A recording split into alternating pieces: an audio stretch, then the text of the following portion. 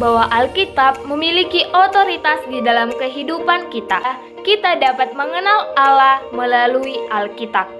Mari kita simak penjelasan berikut ini. Teman-teman, tahu tidak kalau otoritas Alkitab sangat penting bagi kehidupan kita? Karena otoritas Alkitab berkaitan erat dengan otoritas Allah. Nah, di dalam Alkitab menggambarkan otoritas Allah. Oleh sebab itu, ketika kita menolak otoritas Alkitab, itu sama saja dengan kita menolak Allah yang sebagai pemberi firman. Alkitab menjadi petunjuk utama bagi orang percaya karena lewat Alkitab manusia dapat mengerti bagaimana hidup sebagai gambar Allah. Alkitab penting dibaca dan direnungkan orang percaya karena orang percaya masih menapaki dunia di mana masih banyak yang berlawanan dengan kehendak Allah. Dan di dalam Alkitab Allah menyatakan dirinya. Meskipun Alkitab ditulis oleh manusia, tetapi semua tulisan di dalam Alkitab bukanlah berdasarkan kehendak manusia, melainkan benar-benar berdasarkan kehendak Allah. Karena semua penulis Alkitab diinspirasikan oleh Allah untuk menulis Alkitab. Oleh karena itu, Alkitab berotoritas dalam kehidupan orang percaya karena Alkitab benar-benar berasal dari Allah. Di dalam 2 Timotius 3 ayat 15-17 menyatakan tentang kecukupan Alkitab. Firman Tuhan adalah fakta yang juga merupakan standar kebenaran. Yohanes 17 ayat 17.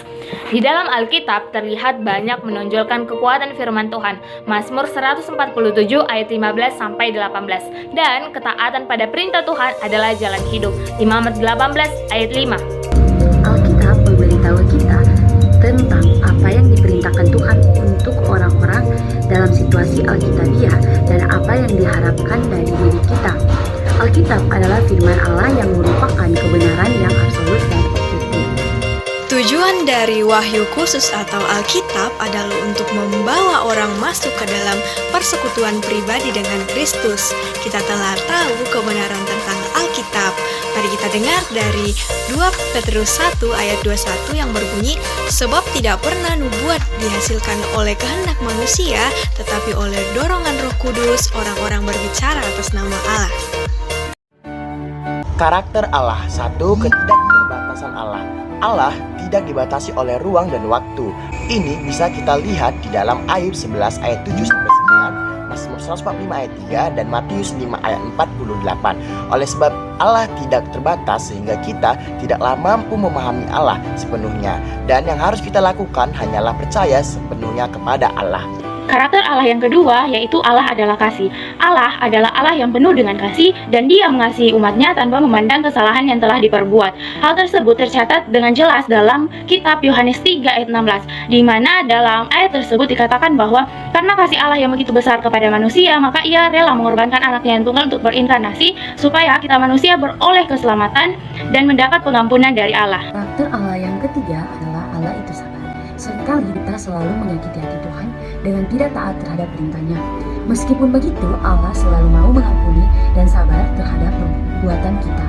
Dalam kitab Keluaran 34 ayatnya yang ke-6, Mazmur 86 ayatnya yang ke-15, dan Roma 2 ayatnya yang pertama, sudah jelas bahwa Allah kita adalah Allah yang panjang sabar. Allah menyatakan dirinya melalui atribut-atribut Allah. Sebagai orang percaya, kita hanya bisa benar-benar mengenal Allah ketika kita mau untuk diubah dan diperbaharui oleh Allah. Alkitab menyaksikan bahwa pengenalan dan pergaulan akan Allah hanya bisa dilakukan ketika kita benar-benar mau mengenal dan bergaul dengan atribut-atribut Allah. Allah memiliki dua atribut, yaitu atribut incommunicable dan atribut communicable. Atribut yang pertama adalah incommunicable atribut atau atribut Allah yang tidak dikomunikasikan. Artinya atribut ini hanya dimiliki oleh Allah, yaitu kekal, tidak terbatas, tidak bergantung atau independen, dan tidak berubah. Walaupun dinyatakan oleh Allah di dalam Alkitab, tetapi pikiran, persepsi, dan perasaan manusia itu terbatas, apalagi keterbatasan itu sudah dirusakkan oleh dosa. Atribut yang kedua adalah communicable attribute, adalah atribut-atribut yang juga ada pada kita dan dapat ditemukan analoginya, yaitu hikmat, kebaikan, kasih, dan kehendak atau kekudusan. Di dalam diri Allah, atribut-atribut communicable ini ada secara kekal dan tidak terbatas atau tidak berubah.